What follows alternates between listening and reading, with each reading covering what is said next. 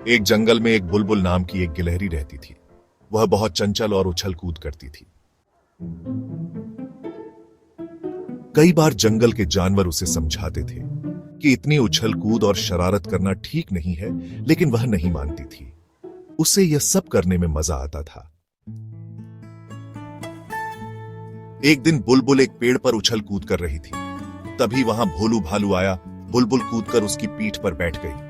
बुलबुल बहन, आज भी रोज की तरह शैतानी कर रही हूँ। पिछली बार तुम्हारे कारण मेरा पैर फिसल गया और मैं कीचड़ जा गिरा था। माफ करना भोलू, तुम्हें देखकर तुम्हें छेड़ने का मन करता है, लेकिन मैं वादा करती हूँ आज तुम्हारे साथ कोई शरारत नहीं करूंगी। भोलू वहां पहुंचता है तो देखता है बुलबुल अपनी पूंछ के सहारे लटकी हुई है और कभी भी गिर सकती है। वह दौड़कर जाता है और सभी जानवरों को बुला लाता है। भैया मुझे बचा लो, मैं पेड़ पर चढ़ रही थी, तभी दो टहनियों के बीच मेरी पूंछ फंस गई। कुछ देर बाद जिराफ वहां पहुंचता है। वह गिलहरी को पेड़ से छुड़ाकर नीचे रख देता है। बुलबुल सबका धन्यवाद करती है। देख लिया शरारत करने का नतीजा। वादा करो आगे से कभी शरारत नहीं करूंगी। बुलबुल वादा कर लेती है। वह 2 दिन चुपचाप अपना खाना खाकर एक पेड़ पर बैठी रहती थी, लेकिन उसका मन बहुत उदास था। उसे तो उछल कूद करने में मजा आता था। एक दिन वह पेड़ पर बैठी थी।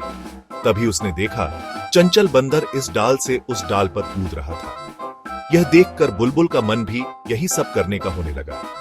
अगले दिन उसने फैसला किया कि वह जंगल से दूर दूसरे जंगल में जाकर खेला करेगी, जिससे गांव वालों को उसकी शरारत के बारे में पता नहीं लगेगा।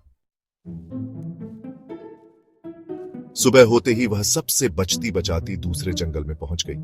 वहां पहुंचते ही उसे एक बड़ा सा तालाब दिखाई दिया। उसने सोचा क्यों ना पहले नहा लिया जाए। बहन, क्या तुम इस जंगल में नहीं आई हो?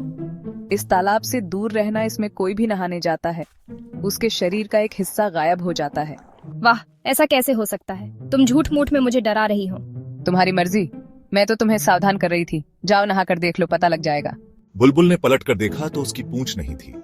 बिना पूंछ के वह बहुत बुरी लग रही थी। तू क्यों हंस रही है?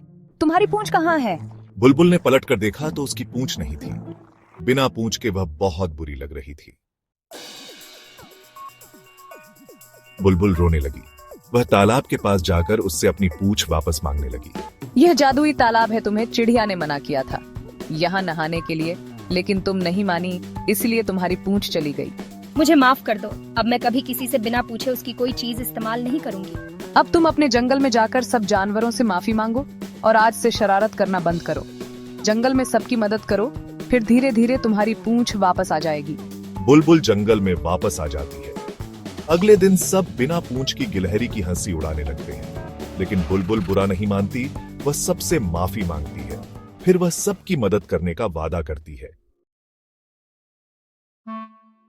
वह बरसात में चिड़िया के बच्चों के लिए दाना लाकर देती है। पेड़ से फल तोड़कर नीचे गिराती है, जिससे भोलू भालू उन्हें उठाकर खा सके। इसी तरह वह सब जानवरों की मदद करने लगती है, जिससे सब उसे दुआएं देते हैं। उनकी दुआओं से उसकी पूंछ धीरे धीरे वापस आ जाती है। यह देखकर गिलहरी बहुत खुश होती है।